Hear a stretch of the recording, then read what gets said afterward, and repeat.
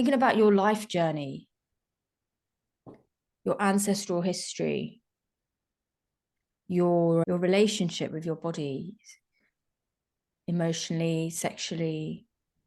See, all of this is, including your spiritual connection, all of this is tied up in your womb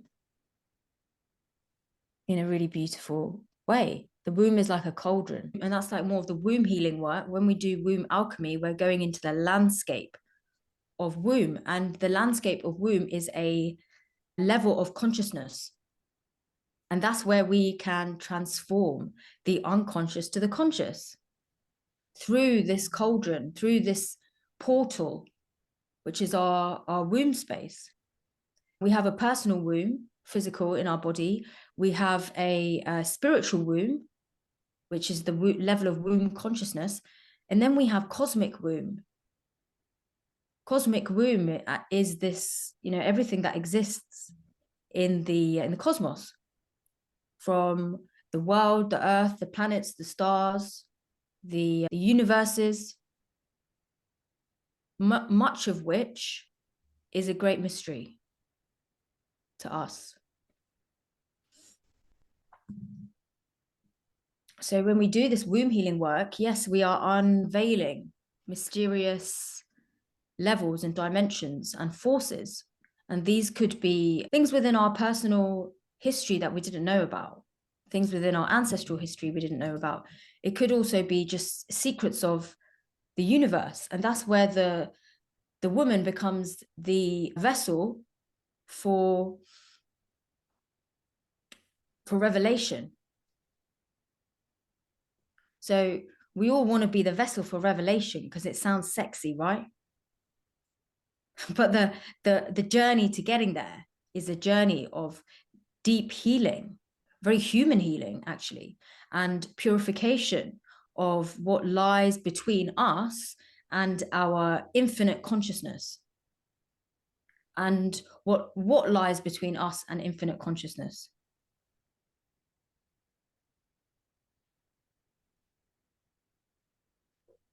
The ego, the body, our thoughts, our beliefs, our humanness, right? All these things that make us human, that make us real. And then we have infinite consciousness with no beginning and no end. So we've got this space that we fill. And we fill it with ourselves. Why do we do that?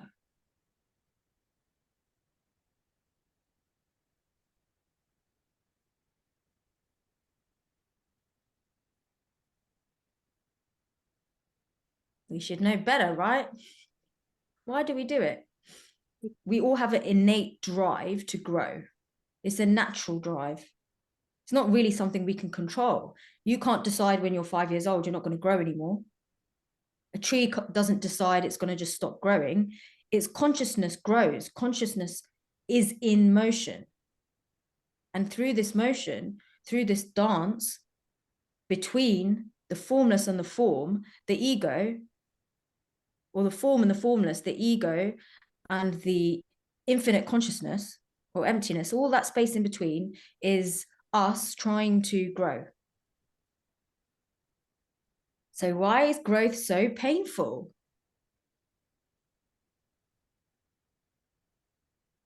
Breaking down structures is painful. If we want to build a house, right, on a piece of land, we have to break things down. The land. If you want to build another house on top of that other land because you've grown and you need more rooms, you have to break down the original house. Build something bigger. We're always in this process of destruction and creation until our process of learning becomes so natural to us. We have really accepted this journey of learning that creation and destruction, the gap between each cycle becomes very small. What that generally means is that you look at your life, and when, metaphorically speaking, shit is hitting the fan, right, and things feel like they're being destroyed, you're able to bring in your wisdom, not a spiritual bypassing type wisdom, but like you're able to feel the wisdom inherent in that process because you are the wisdom, and you bring in that in, and you can feel that in the destruction is the creation. In things falling apart, there is something that's being created that's coming up together, coming in together to be built. Now, what builds this?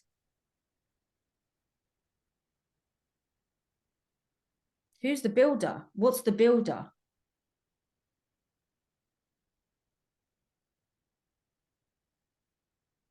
I believe love is the builder. And this is what keeps us from staying in a cycle of suffering for too long. We all experience it, right? But this is what keeps us from staying in a cycle of suffering, the same cycle of suffering for years and years and years, until it really starts to affect our physical body, right? That allows us to destroy those old structures, which can be our emotions, our thoughts, belief systems, energetic structures deep in our energy body, in our ancestral field. It's love that allows us to rebuild. We can only love something that we are in connection with.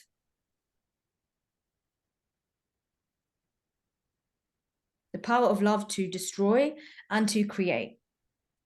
And you need love to do both, right? You need love to destroy, because you have to love yourself enough to allow these structures to crumble without rushing in a panic to try to keep them alive, even though you know they don't serve you.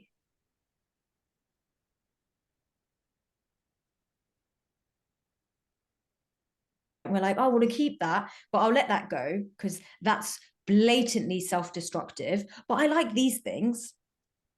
And sometimes spirit comes through and is like, you can do that and you can create in like steps, like step changes. But if you want like radical transformation, then you have to let these structures crumble and love yourself through, knowing that they are not you, even as much as they feel like they are you.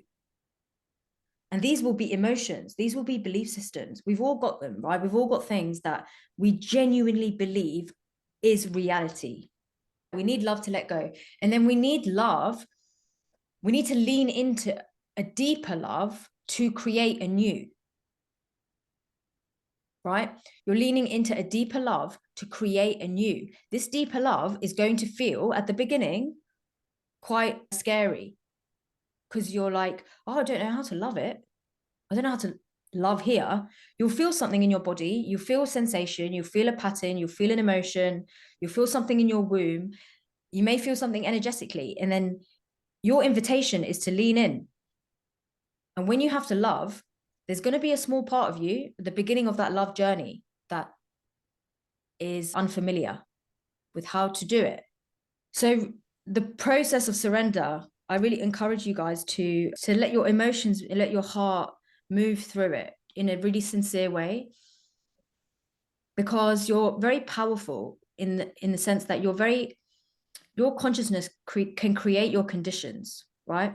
So we want to surrender our ego, but we don't want to surrender the power of our consciousness and wait for something external to come and help us. Because I tried that too, that doesn't work.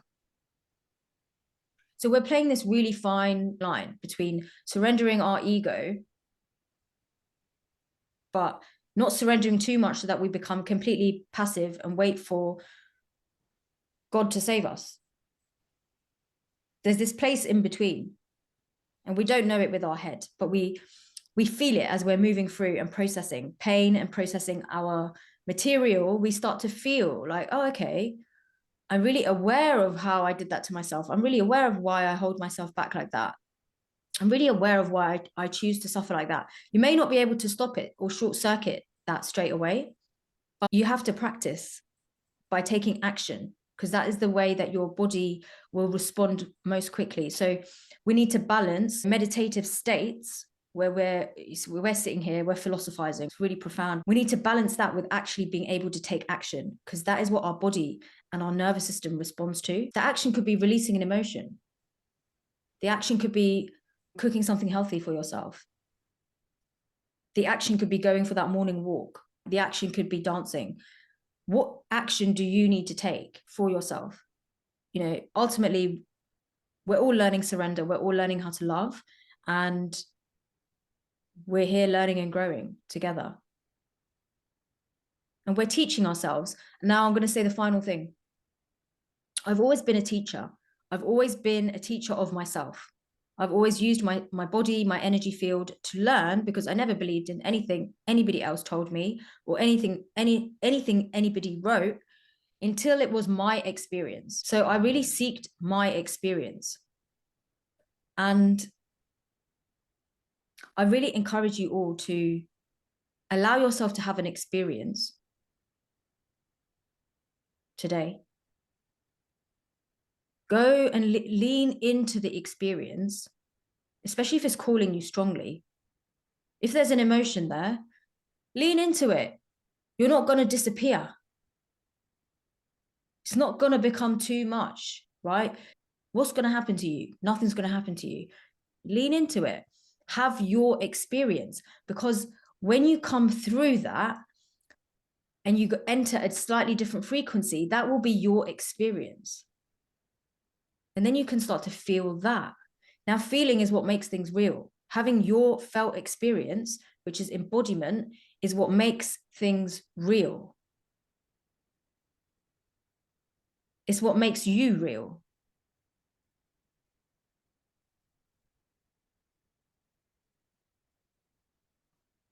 If you're struggling to lean into a powerful experience, let your body do it. Because your mind is going, oh, wow, no, this is too intense. Oh, I don't want to cry again. Oh, I'm not sure I can feel this much joy, right?